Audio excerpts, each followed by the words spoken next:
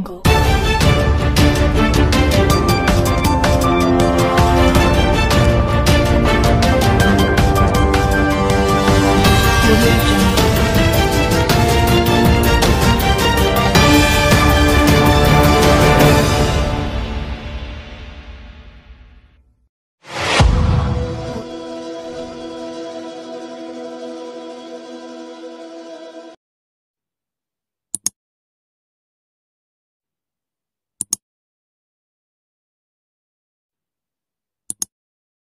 Bahkan biar pemerintah dengar, kami siap mendukung Anda kalau Anda melakukan revolusi akhlak, kalau Anda besok berbuat adil, kalau Anda menegakkan keadilan, kalau Anda merubah segala kezaliman ini menjadi ketaatan kepada Allah. Kami hormati Anda, kami siap tunduk kepada aturan Anda. Betul?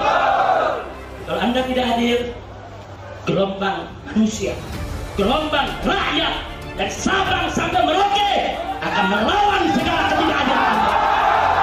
Takbir, takbir, sallu ala nabi. Saudara, suara kebenaran tidak bisa dibungkam. Tidak bisa dibungkam. Walaupun mereka berupaya untuk membungkam suara kebenaran tersebut akan masuk, saudara, ke celah-celah rumah umat, akan masuk ke telinga-telinga yang mendengar, saudara, akan masuk ke relung-relung hati umat, saudara, dan suara kebenaran itu, saudara, akan menjadi modal umat untuk menggerakkan semangatnya berjuang untuk melawan segala ketidakadilan. Itu saya tanya sekali lagi, siap revolusi akhlak? Siap revolusi akhlak? Siap melawan ketidakadilan? Begitu saya minta semua dimanapun Anda berada, ini hadir dari berbagai daerah, jangan biarkan kezaliman terjadi di wilayah Anda.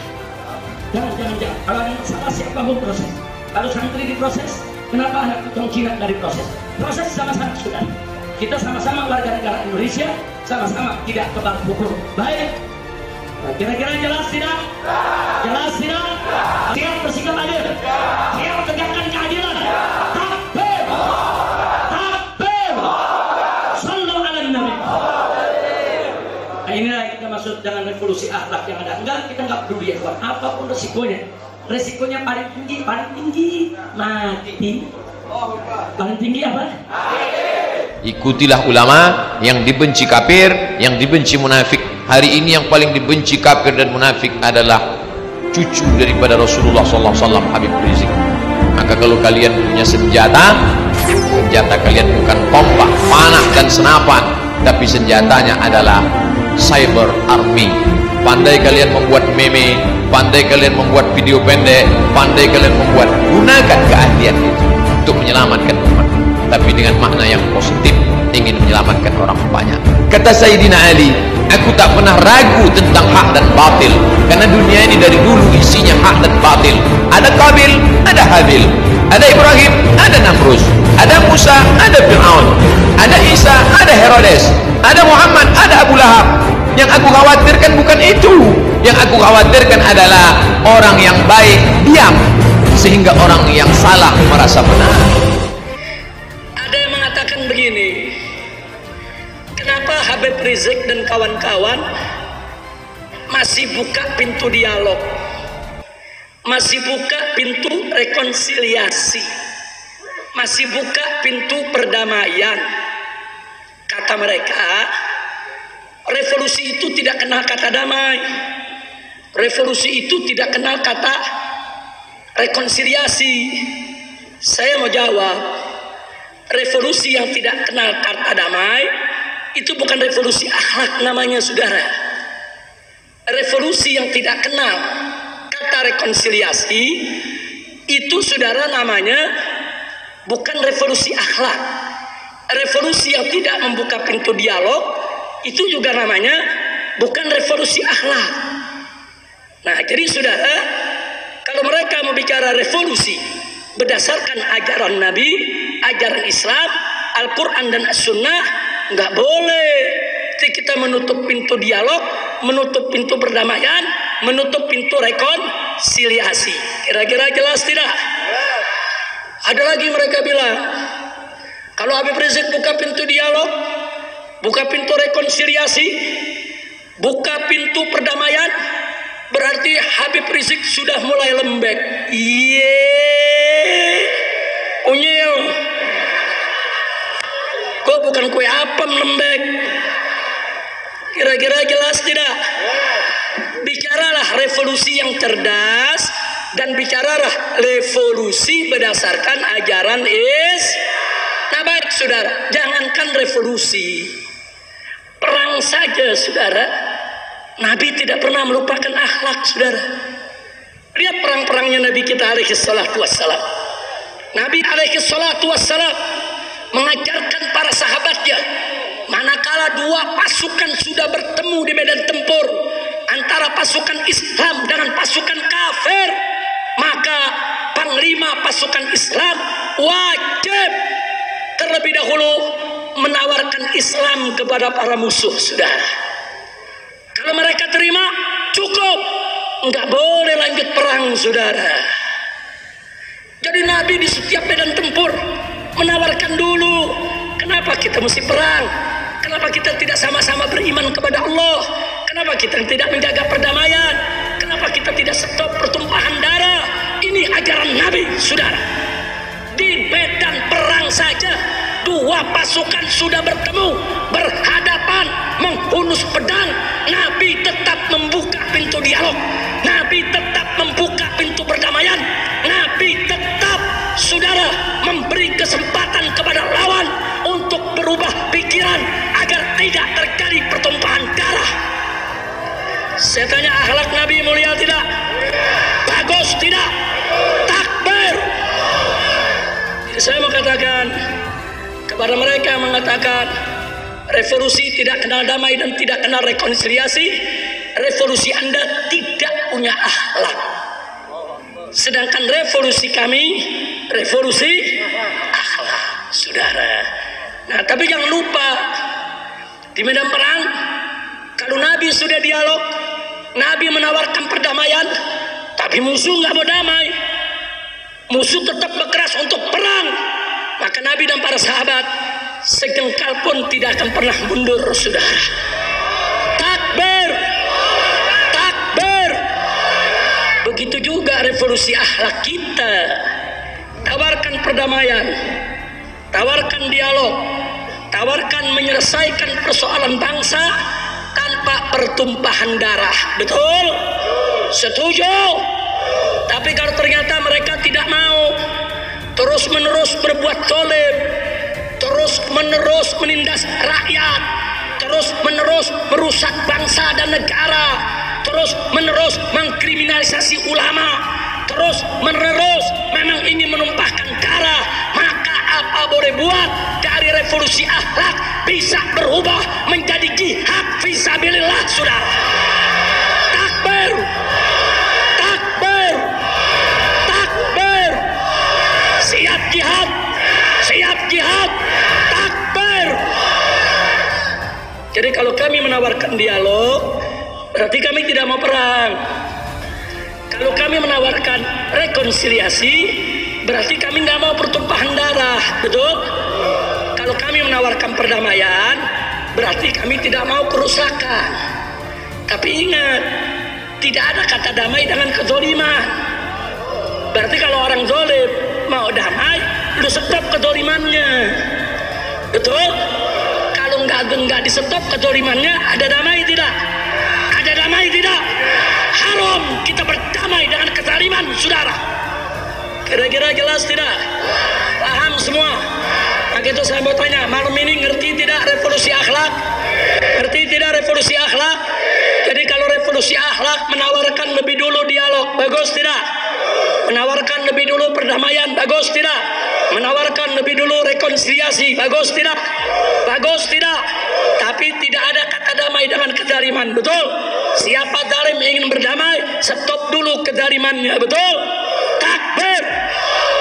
Tapi kalau sudah ditawarkan kedamaian, ditawarkan dialog, ditawarkan rekonsiliasi, mereka ternyata congkak, angkuh, sombong, merasa paling besar, merasa paling kuat, demi Allah, habaib ulama dan umat Islam tidak akan pernah mundur jihad untuk melawan kezaliman, saudara. Takbir, النبي. Kamu pernah menderita apa? Wong kami yang tidak pernah utang seperti anak-anak utang. Kamu tidak pernah kredit seperti mereka. Kamu lancar-lancar saja kok. Ya toh? Kamu juga anak orang yang tidak miskin, cukup kaya sehingga kamu bisa nyalon kok. Urusanmu sama uang-uang besar. Atas nama apa kamu jahat kepada rakyatmu? Apa alasan sejarahmu? Nah ini Indonesia ini, kamu itu menderita apa? Sehingga kamu kejamnya begitu rupa kepada rakyat. Kamu pernah menderita apa? Kamu pernah miskin apa? Karena kamu pernah puasa kayak apa? Kamu pernah tirakat apa? Kamu lancar-lancar semua kok. Kamu bisa membayar miliaran kok jadi pejabat. Apa alasanmu untuk jahat kepada rakyat? Sengkuni saja tidak sejahat kamu, padahal dia penderitaannya ribuan kali lipat dibanding penderitaan hidupmu. Kita nggak akan nantang siapa-siapa. Cuman kita punya harga diri, kita punya muruah, kita punya martabat. Kita tidak akan menginjak-injak siapapun, tapi kita juga tidak akan mungkin mau diinjak-injak oleh siapapun. Kalau ada pemimpin yang mempersilahkan orang lain menginjak-injak kepalamu, dia akan mati ditawar oleh rakyatnya sendiri. Yang nanya ini orangnya punya jabatan tinggi. Saya tanya, Bapak bikin pilkada nggak? Oh ada. Kalau Bapak bikin pilkada, saya bikin reuni. Besar kan? Kalau Bapak menghargai nggak bikin pilkada, kita juga menghargai nggak bikin reuni. Tapi karena Bapak udah putuskan bikin pilkada, kita bikin reuni bahkan lebih gede dari pilkada Bapak. Takbir! Takbir!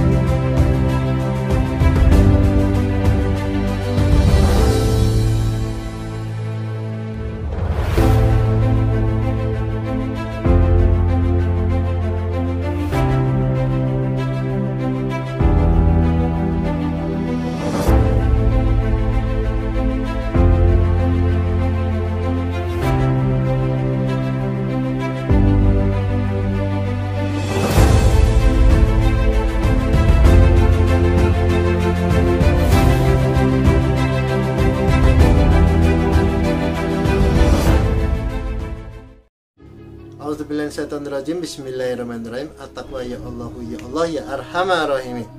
Asyhadu alla ilaha illallah, asyhadu anna Muhammadar Rasulullah. Bismillahi tawakkaltu ala la haula wala quwata illa billahil aliyil azim. Assalamualaikum warahmatullahi wabarakatuh. Salam Allahumma rabbi.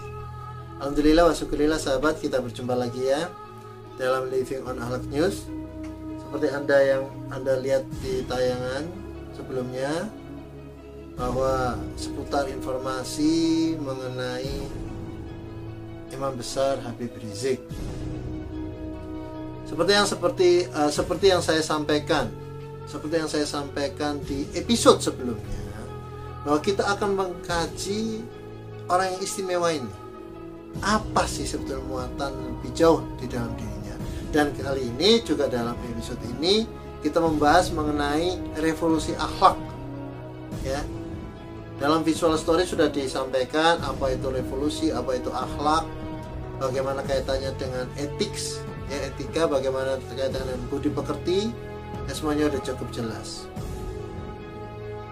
Nanti saya akan jelaskan kaitannya dengan revolusi, kaitannya dengan jati diri. Jadi ini akhlak, ini energi jati diri. Energi jati diri terkait dengan lapisan jati diri. Apa aja lapisan jati diri itu? Seperti yang Anda lihat di visual story tersebut. Jadi sahabat, gini ya, kita sangat prihatin bahwa kecenderungan kita itu di adu domba, ya. Dan saya juga prihatin kenapa pihak-pihak yang menamakan dirinya Islam tersebut itu tidak melihat kemurnian perjuangan daripada Habib Rizik. Ya. Sudah jelas-jelas bahwa beliau itu menegakkan amar ma'ruf nahi munkar dan menentang kezaliman, kebatilan, kemungkaran. Dan saya dukung semua itu. Saya tambahkan juga menentang segala kerusakan dalam arti yang seluas-luasnya, seperti kerusakan ekonomi, kerusakan keadilan, kerusakan nilai-nilai luhur kemanusiaan, dan sebagainya. Dan yang terakhir adalah melampaui batas, segala sesuatu yang melampaui batas. Dan ini jelas dalam Al-Quran, Allah tuh tidak suka orang-orang yang melampaui batas. Permasalahannya ini kan banyak permainan kata, ya. Maka saya tidak masuk dalam ruang perbedaan debatable permainan kata, itu melelahkan itu, dan itu menghabiskan waktu, ya. Sekarang saya masuk ke masalah energinya saja. Lah kalau energinya itu bagus, kan sudah terbukti. Sekarang gini ya, banyak juga yang berpendapat bahwa emangnya dia tidak pernah salah. Emangnya lah, siapa kita sebagai manusia bumi ini, siapa yang tidak melakukan kesalahan selama seumur hidup? Yang penting kan perjuangan ke depan, ya. Yang Anda mengutip-ngutip ayat suci Al-Quran, menamakan dirinya ini ustadz dan segala macam, apalagi yang sono. Jadi coba, apakah diri Anda bersih? Cara perjuangan Anda seperti apa? Coba deh, jangan begitu dong, ya. Anda sendiri itu bagaimana? Ya. Nah kalau maunya Anda dibuka jeroannya gimana itu? Kan ketahuan itu. Nah ini saya buka jeroannya Habib Rizik supaya kita oh begini, gitu loh.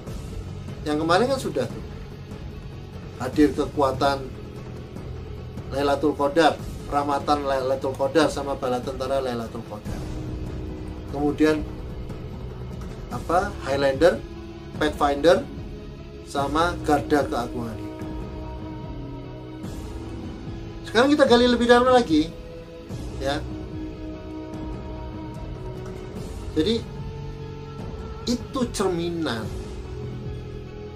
Kalau seandainya seseorang itu kurang baik atau didominasi oleh negatif, pasti ada negatifnya.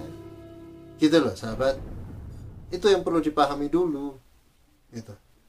Jadi saya nggak masuk ke ruang debatable deh. Kita berdebat di ruang energi saja. Kalau debatable capek, ya. Anda bisa berkilah kanan kiri, apalagi kalau dilindungi oleh macam-macam, ya. Yang ini diberlakukan begini, yang ini enggak. Yang ini diberlakukan gini, yang ini enggak. Kan berat sebelah, itu gak adil. Itu yang mengukur apa menurut Anda benar. Begitu. Kan udah tampak di depan mata keadilan itu bagaimana, timpang kayak gitu. Jadi sekarang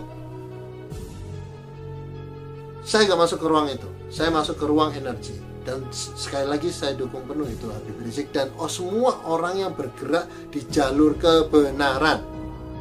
Karena energi Al-Haq itu mencari orang-orang yang murni yang berjuang di kebenaran. Kalau tidak murni atau pencitraan, nggak mau ini energi badan Al-Haq ini, nggak mau. Ya, alam itu punya kriteria sendiri. Anda nggak bisa memaksakan kehendak Anda ke alam. Ya. Oke, sekarang apa yang kita ungkap episode kali ini? Pertama, masalah gini, setiap manusia itu punya korin jin dan korin malaikat. Itu ada rujukannya, itu bisa Anda lihat sendiri di Al-Quran. Ya. Nah, korin jin, Al-Quran dan hadis ya. Korin jin beliau ini, setiap manusia kan sekali lagi, setiap manusia punya korin jin dan korin malaikat. Saya jelaskan gini dulu sebelum saya ini tadi ya. Saya jelaskan gini dulu. Korin jin dan korin malaikat itu ada 7 saf. Pertama, dalam setiap manusia sesuai dengan perjuangannya ketika lahir itu di saf 7 menuju saf 1. Ya. Kalau dalam perjuangannya itu benar, ya, selalu di jalur kebenaran, ini korin jinnya naik saf ke saf 6, saf 5, saf 4, saf 3, saf 2, saf 1. Itu berarti dia makin melemah. Makin tinggi kualitas dia safnya, makin positif dia, makin melemah. Tapi tetap meskipun sampai di saf 1 itu tetap alam jin. Nah, ketika masih berjuang terus di kebenaran, ini korin jinnya udah lepas, hilang, nggak ada korin jinnya. Itu dari perspektif kecerdasan resonansi gura jagat jati diri badan Al-Haq. Bagaimana dengan korin malaikat? Nah, korin malaikat juga gitu. Saf 7, saf 6, saf 5, saf 4, saf 3, saf 2, saf 1. Kalau korin jinnya makin ke atas, makin lemah, mengajak ke keburukan itu makin lemah, karena korin jin selalu mengajak ke arah yang tidak baik. Itu makin lemah dia daya pengaruhnya. Nah, kalau korin malaikat makin tinggi, safnya makin kuat menuju mengajak ke arah yang baik. Ya, cukup jelas ya sahabat ya. Nah, sekarang korin jin Habib Rizik itu siapa? Namanya Wazah Arzam. Wazah Arzam. Posisinya sekarang sudah di saf 4. Jarang loh manusia udah korin jin di saf 4. Rata-rata di 5 kalau enggak 6. Kan awalnya 7. Ini udah di saf 4. Saf 4 udah mengarah ke saf 3. Ini kan bukti juga, ya. Nah, kemudian kalau korin malaikatnya di saf 3 loh, lebih tinggi lagi itu. Kalau gini, kalau korin jin sampai saf 1 dia hilang, udah gak ada korin jinnya. Kalau korin malaikat sampai saf 1 kemudian naik lagi, kalau dia konsisten di kebenaran seseorang itu, dia akan tergantikan. Bukan malaikat lagi, bukan bangsa malaikat lagi, tapi bangsa Nur An-Nur, Nur Zatullah, dan seterusnya. Cukup jelas ya. Nah, kalau korin malaikat tadi namanya, tadi saya lupa nyebut namanya ya. Korin malaikat namanya Jabarna Alaihim. Dia posisi udah di saf 3. Ini kan bukti. Kalau orang ini tidak benar, Habib ini, itu Qur'annya tetap disetujui, baik malaikat maupun jinnya. Gitu lah. Jelas ya? Jelas ini ya. Ini bukti satu. Sama bukti yang sebelumnya udah bukti yang keberapa nih? Itu 3, itu 3. Ini bukti yang ke-7 nih. Yang kemarin 6 bukti. Sekarang bukti yang ke-7. Ya, kalau untuk episode ini bukti yang pertama, tapi ditambah yang kemarin berarti bukti yang ke-7. Ya. Nah, bagaimana dengan sukma nurani insan? Yang kedua, gini. Manusia itu punya sukma. Sukma itu lapisan terdepan.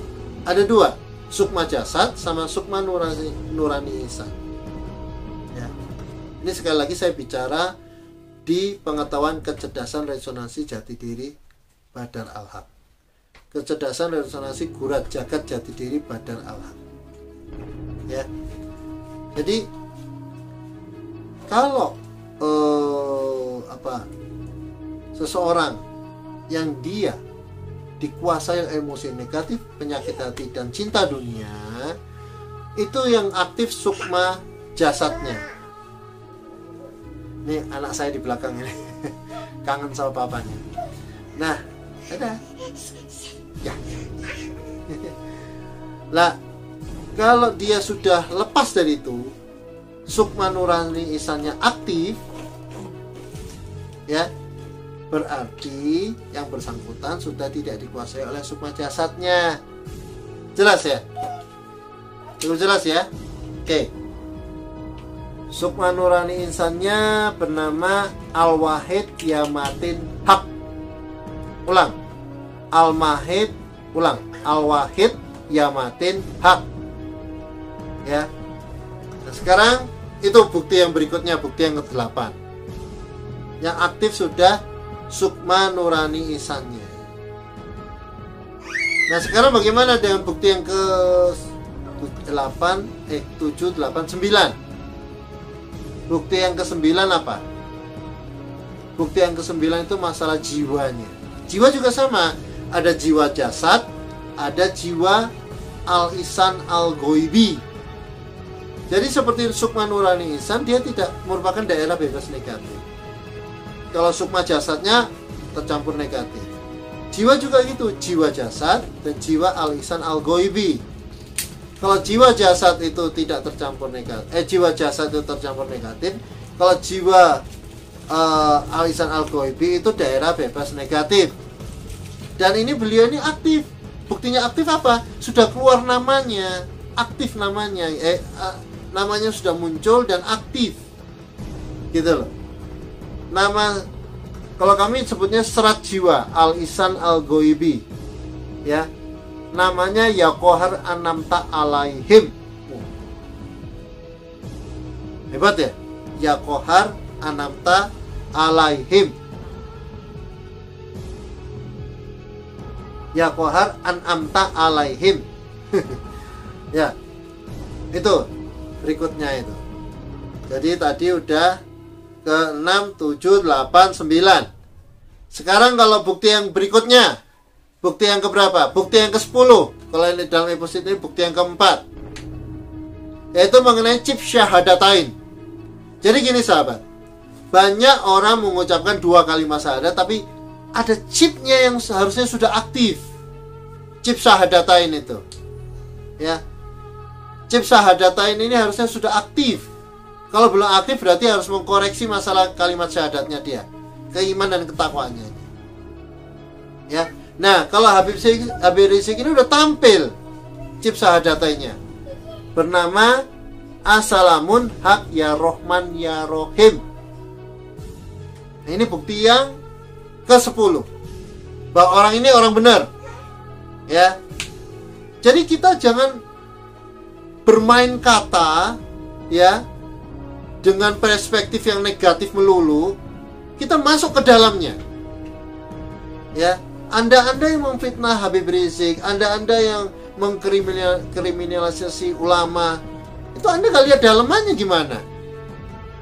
Ya, justru Anda mengkriminalisasi dan memfitnah dan segala macam, itu justru kelihatan kejeruan Anda. Kalau usah dibaca udah kelihatan sekali itu. Ya. Nah, sekarang tadi kita bicara 10 parameter ya. Parameter ke-10. Kalau episode kali ini parameter ke-4. Tiba sambung yang kemarin parameter ke-10. Sekarang parameter yang ke-11. Begini. Kita bicara masalah taufik, hidayah sama inayah. Ya. Taufik, hidayah sama inayah. Barusan aja kemarin, dalam waktu dekat kemarin dan beberapa yang lalu, banyak andai tolan saya dan sahabat-sahabat peduli al-haq itu selalu meyakini dan pada umumnya meyakini bahwa hidayah itu dari Allah. Ya betul, hidayah dari Allah. Tapi permasalahannya, apakah Anda sudah melayakkan diri sudah mendapatkan hidayah? Apakah Anda melayakkan diri untuk mendapatkan taufik? Bukan taufik yang sebelah ya, bukan RT sebelah, bukan. Beda ini. Jadi, gini, bedanya taufik sama hidayah, sama inayah. Taufik itu adalah kesesuaian antara sikap perilaku dengan petunjuk Allah Subhanahu wa taala di kehidupan nyata. Pikiran, perasaan itu sama dan perilaku sama. Kalau hidayah adalah pertolongan sesuatu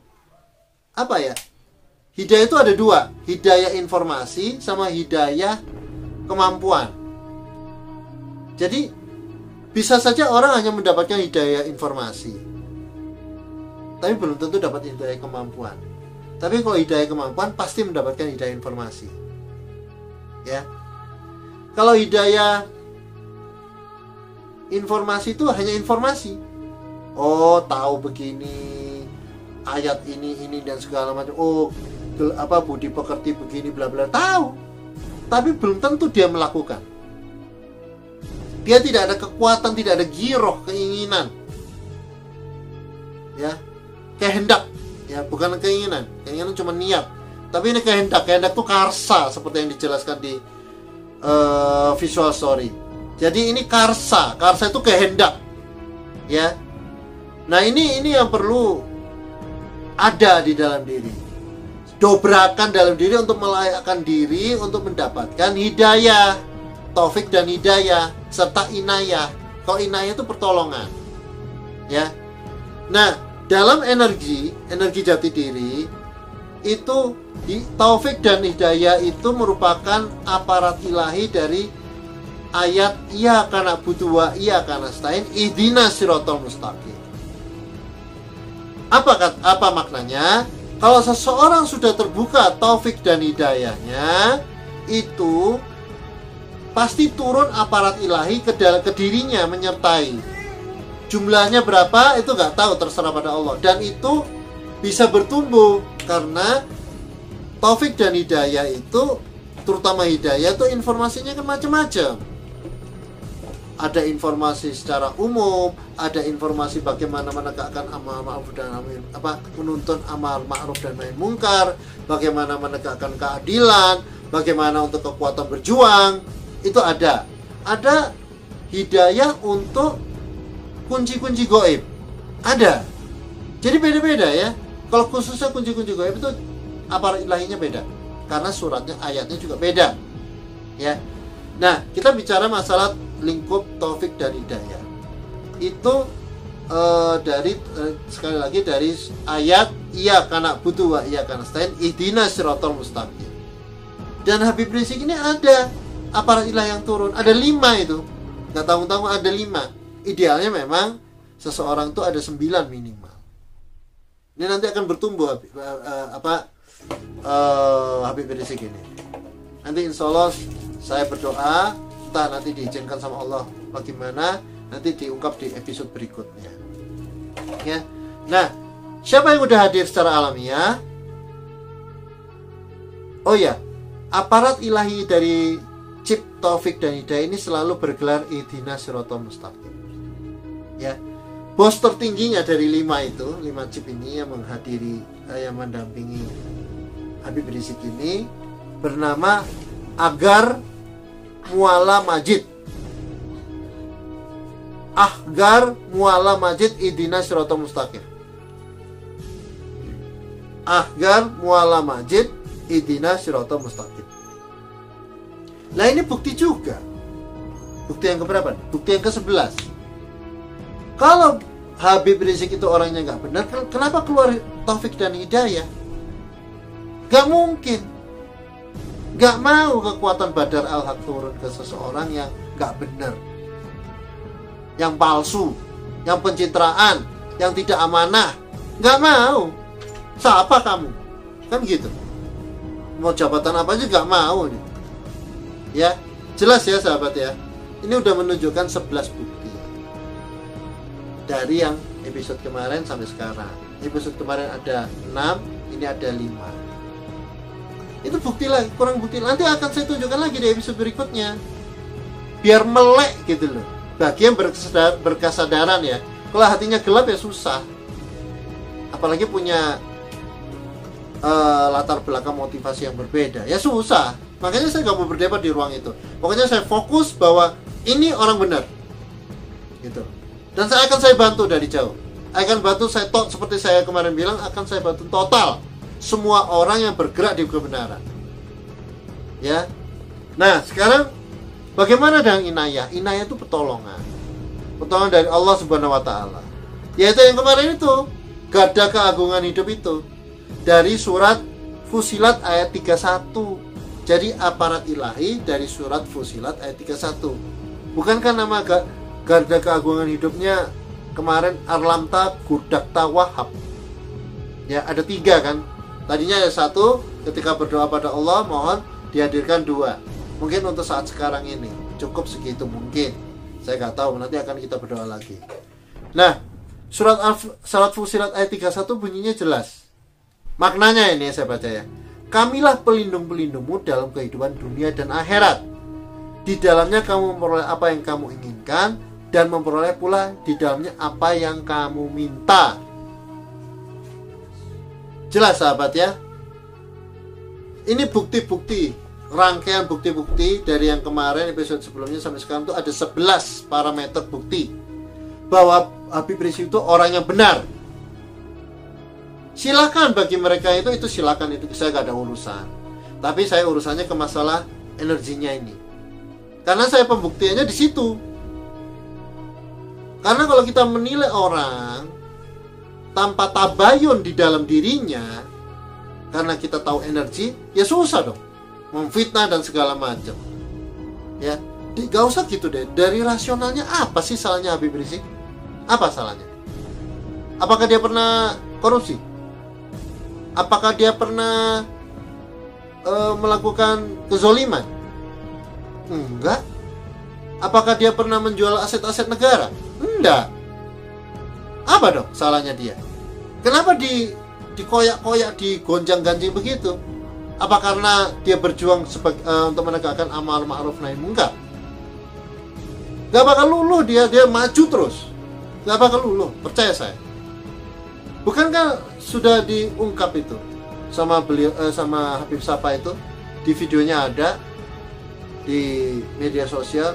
Bukankah dia sampai ditawarin, ditolak? Ditawarin 2 triliun atau 1 triliun? Ditolak. Ya, itu aja udah membuktikan. Kalau gaya bahasanya keras itu ya gimana? Nah, gaya bahasanya dia begitu, ya.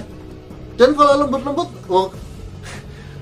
lembut aja, keras aja badak, apalagi lembut, gak denger kali, gak didengar, ya. Dia keras itu tegas memberdayakan. Bukankah yang disampaikan itu sangat logis? Ya, apa kesalahan dia? Sampai difitnah-fitnah juga masalah chat mesum dan segala macam. Terbukti ternyata buatan. Jadi coba deh, ya. Coba kita jujur sama diri sendiri. Tapi apakah Anda bisa diajak ngomong seperti itu? Bagi mereka-mereka yang nyerang Habib itu, nggak bisa. Ya sahabat, mereka tuh gak bakal bisa diajak ngomong tuh sadar. Nggak bisa, percaya saya deh. Sulit, ya, sulit gitu loh. Makanya biarkan aja, kita mohon pada Allah, ya. Kita serahkan penyelesaian terbaik untuk Allah. Diaudit, direcover, di-heal dan rebuild bangsa ini. Itu, ya sahabat. Kita berdoa bersama untuk agar Habib Rizik dan semua para pihak yang berjuang di kebenaran seperti kami, ya, itu yang didirikan oleh Jenderal Gatot Nurmantio sama Din Sabzudin dan beberapa yang petinggi-petingginya ditahan, dan semua para pihak, kita berdoa untuk mereka diberi kekuatan, dilindungi, ya. Kita serahkan pada Allah, ya, karena kebenaran absolut ada di Allah Subhanahu wa taala. Ya sahabat ya, mungkin sampai di sini, mudah-mudahan bermanfaat, dan sampai berjumpa di episode berikutnya. Waalaikumsalam warahmatullahi wabarakatuh. Salam Allahu Rabbi. Allahu Akbar. La